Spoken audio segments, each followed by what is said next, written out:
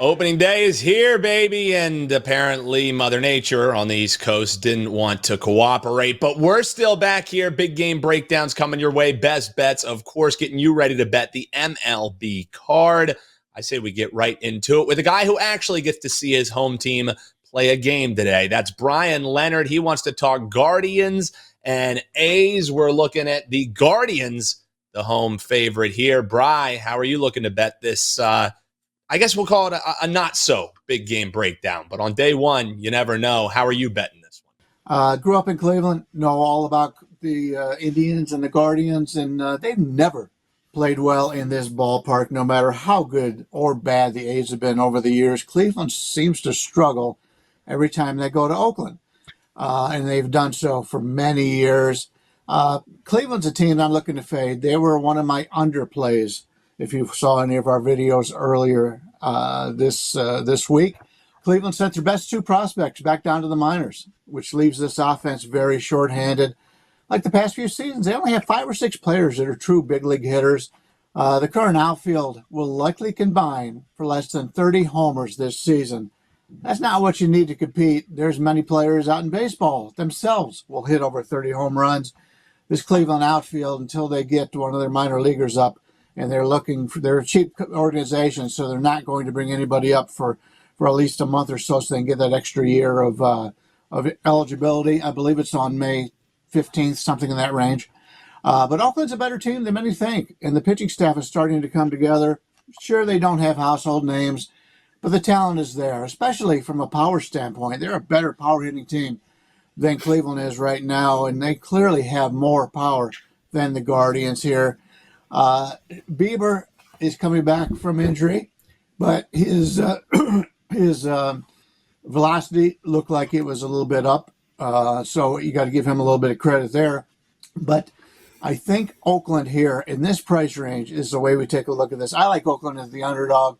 They're going to keep this game low scoring, and I think they can get under the number here and win this game at a nice price. I'm going to take Oakland to probably something like a 3-2 final. Give me Oakland as my big game breakdown. All right, so we can pivot on over to a team or two teams that maybe have a little bit more lofty expectations. We got Adam Trigger with us, baby, and he wants to talk the Cubbies and the Rangers. How are you looking to bet this one, Trig? For big game breakdown, I will go to what's probably the biggest game today. At least, Major League Baseball is hyping it up to be that, and that's the Cubs and the Rangers. And like Bryan, I had more of an opinion on the Mets game, which got rained out. So I'll more or less focus on the Cubs here because they're going to be kind of my big team this year.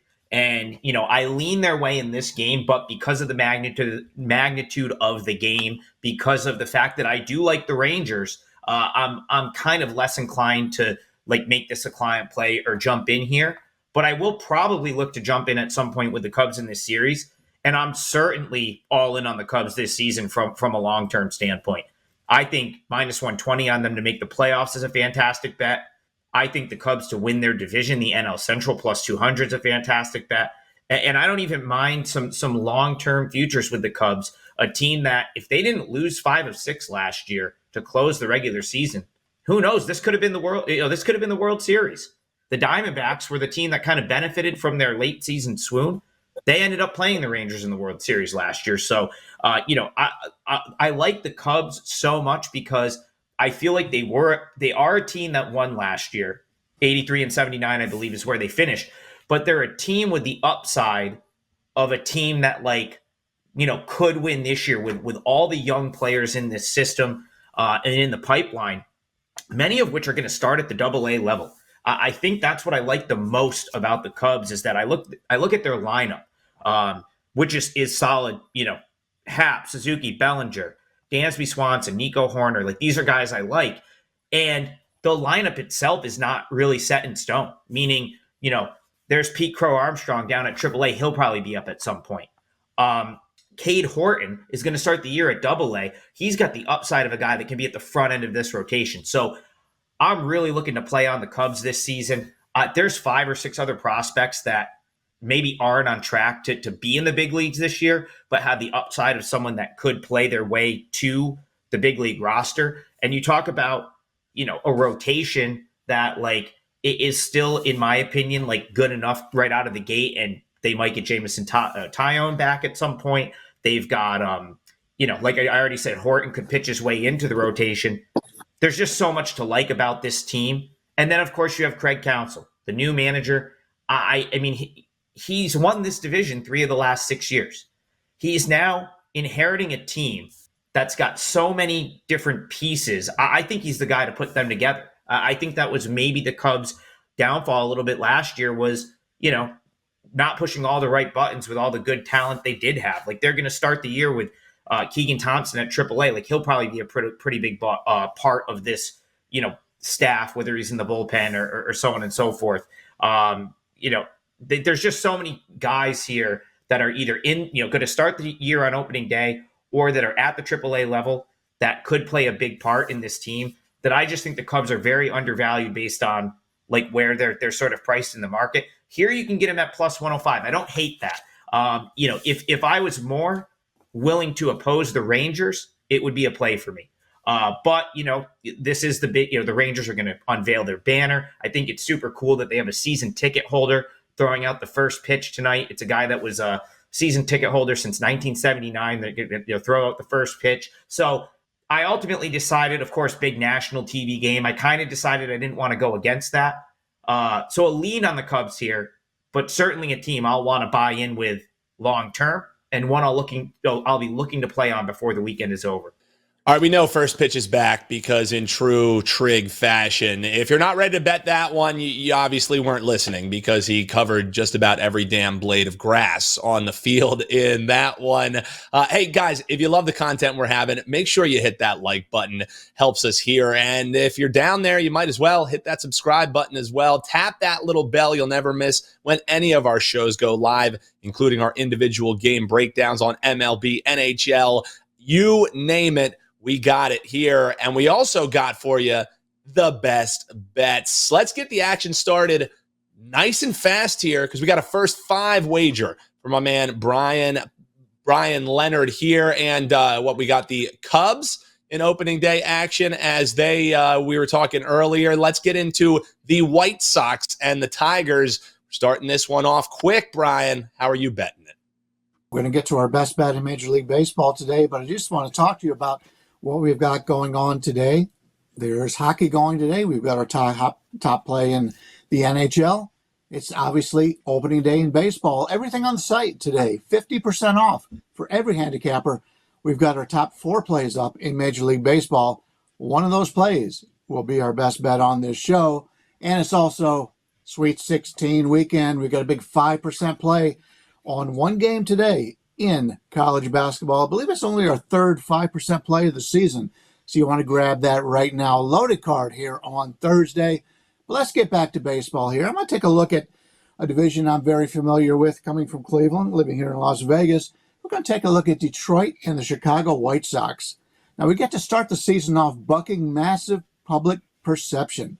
One of the most talked about teams in the preseason was the Detroit Tigers, and this is expected to be a team on the rise, and we agree. In fact, we expect them to finish second in the division behind the Twins, and there's been nobody with higher expectations than today's starting pitcher, Tarek Skubal. He was just terrific last year with a 7-3 record, 2.80 ERA, in just 80.1 innings of work, coming back from an injury. But a closer look at his opponents can put a bit of a damper on his numbers. First of all, 8 of his 15 starts were at home. Detroit is a clear pitcher's park, which really helps the numbers of the starting staff. Secondly, he faced the likes of Oakland twice, Kansas City twice, Cleveland twice, and Miami. He only played the Yankees, Tampa Bay, Boston. Tampa was a good offense last year. Boston and the Yankees, not very. So he's played some really bad offenses. We'll see what happens this season.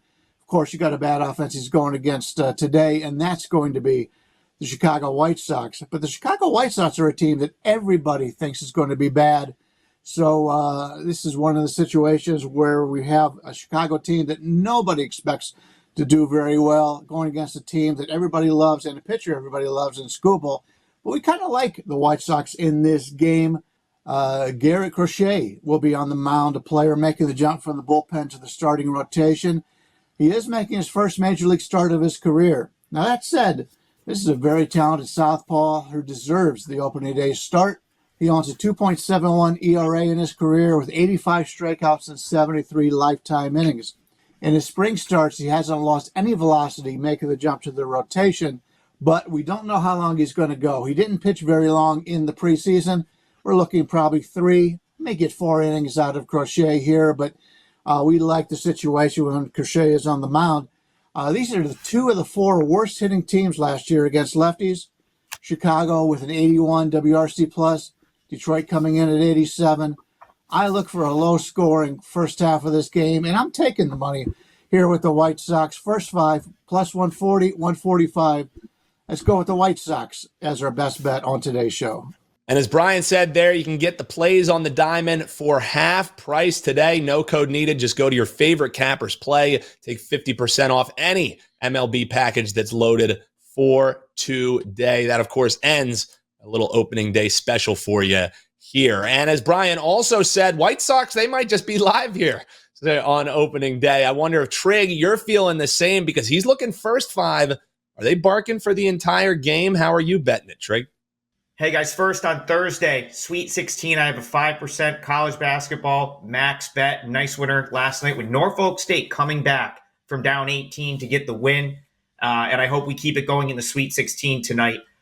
13 of my last 18 5% college basketball plays have been winners, and I hope we've got another one for you on Thursday night. Because I got the 5% in college basketball, I'm going to give you the Major League Baseball client play for free. It's my only one on opening day. This will be a 4% play. And I'm taking the Chicago White Sox plus 1.5. So before you freak out, I'm not going to force the White Sox on you all season. This is more of a fade of the Tigers here than it is a play on the White Sox. Although I do think if there was ever a time to try to jump in with this White Sox team, it's early in the year in a spot like this, because I truly believe that their downfall this year is going to be the lack of depth in the rotation and the lack of depth in their organization, neither of which are going to really come into play on opening day. So why do I want to fade the Tigers? The Tigers seem to be the darlings so far in the futures betting market. They are being bet as though they've already won their 81 games. Their season win total is 80.5, and it's got quite a bit of action to the over. They seem to be everyone's sleeper team this year. And I don't hate the Tigers, and I do see the upside there with some of their young players and some of the guys they've brought in. But they're a team that hasn't made the playoffs since 2014. For the most part, they've been a losing baseball team for the last decade. So I'm going to need to see them put it together a little bit before I start sort of treating them as like a winning baseball team. You know, another thing I think is important to point out is last year, a big reason that they had the overachieving season that they had was they really beat up on this division. A lot of these teams, the White Sox had a terrible season. The Royals had a terrible season. I would think the Royals are going to take a step forward this year. The White Sox might not be as bad as everyone thinks they are. So do they do that again? And does that have them a little bit overvalued coming into play this year? Bryan touched on Skubal in his breakdown. I totally agree there that he could be just a tad overvalued. So probably driving, the price up in this game. It's why we can come in and take plus 1.5 at minus 110. But I want to focus on the White Sox starter, Garrett Crochet. He's a guy that came back from Tommy John surgery last year. So I'm going to kind of throw his results from last year out. The velocity was down. He was still working his way back from injury. But he looked really good in the spring. 14 strikeouts and 12.2 innings pitched. The velocity was climbing back up. They're going to use him as a starter, but I doubt they overextend him here. Why would they, right? Like, they've got their entire complement of relievers ready to go on opening day. So I think, you get him one time through the order, it should be pretty strong. And then they'll lean on their middle relief. And then you've got Michael Kopech in the bullpen this year, who I think is better suited for that role. And on opening day, I mean, if they have a chance to win or it's a close game, you can rest assured that they're going to go to Kopech and kind of ask him, to see this game out. Again, Tigers, they've got upside. Colt Keith, they paid him, and rightfully so. He had a phenomenal year at AA and AAA last year. The Toledo Mud Hens, he's a guy I watched in AAA. I'm sure he's going to be great. He's going to make his Major League debut today. Brought in guys like Jack Flaherty and Kenta Maeda to shore up the rotation. I get it. I understand why people like the Tigers. But for me, my money's going to be against them at least until I see them play winning baseball, right? Like they have to put it together on the field and they've got to be able to win games. I'm willing to oppose that for now, and I'm going to do it today and take the free run as well. So I took the White Sox plus 1.5. I thought it was a great price to do it at minus 110. Home opener for the White Sox. I think you get one of their better efforts of the season today. And so 4% play for me will be the Chicago White Sox plus 1.5. And I think they probably do win this game, but I'll take the free run because they're going to give it to me. All right, so Triggs being a little bold. He's not quite sprinkling the full game money line. He is taking the 1.5, and I'm sure people in the comments are going to say, you made us bet on the White Sox all year long last time, Trigger. You're making us do it again, but he does mention this is more about the Tigers here to start it off. He's on the full game 1.5. Bryan Leonard's on the White Sox for the first 5. That's their best bets. We want to know what is yours. Hop below in the comments and let us know. And while you're down there, hit that like button for the great content these guys are dropping. Trig just giving you a client play there. You never know what you're going to get when you're tuning in live here on WagerTalk TV. And if you want some more MLB betting action, well, guess what? You don't have to go far. You can click that video on your screen right now and continue getting all the tools you need to bet all the sports you love. That's what we do here at WagerTalk TV.